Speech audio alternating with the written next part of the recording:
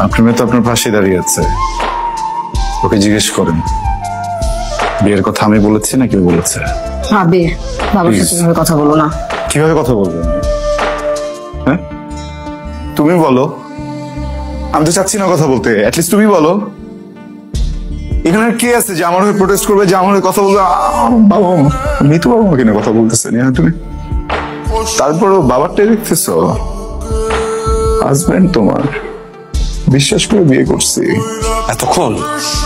এতক্ষণ তোমার সাথে আমি ভালো করে কথা বলতেছিলাম, এবার একেবারে ইন্টেনশনালি বলতেছি তুমি একটা জানো সন্তান। আবে তুমি কলা করলে কেন? আমাকে দাও।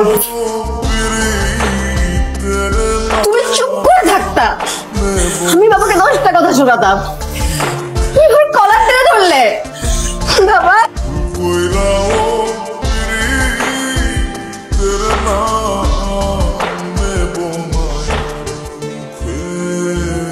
আমার ছেলে বাড়িতে এসে আবার কলার তো টানা হেঁচড়া করছে, সামনে কি হয় কে জানে। মানে সম্মান, ও ভালো ছেলে না, ম্যানার বুঝ না। মুরব্বীরা যদি কথা বলে তাহলে যে চুপচাপ শুনতে হয় সেটা ওর বোধের মধ্যে নাই। মা ও যদি এই বাড়িতে থাকে আমি বাঁচি না মরি আল্লাহ জানে। মা তোর মা মারা গেছে, আমি কখনো তোর কাছে কিছু চাই নাই রে মা। আমি তোর একটু অনুরোধ করি না, আমার কথা শুন, বাবার কথা শুনে ওরে আমি মেনে নিতে পারবো না জামাই হিসাবে, ওরে আমি কোনোভাবে মেনে নিতে পারবো না। শোন বাবার কথা শোন, ভুল যা করার করছেন না, নিজের সংশোধন কর, তোর জীবন থেকে তোর একেবারে আজীবনের মধ্য ত্যাগ করে দেবো। বাবা ও যা করছে এরপরে আমি সাথে আর সংসার করবো।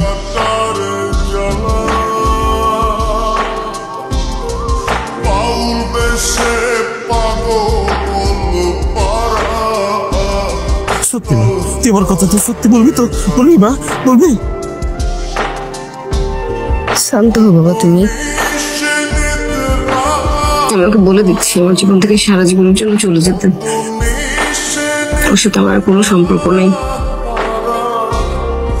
আমার কথাটা তুই ওটা ছেড়ে দিবি, ছেড়ে দিবি? বল বল। আমি ওকে এখনই বলতেছি চলে যেতে।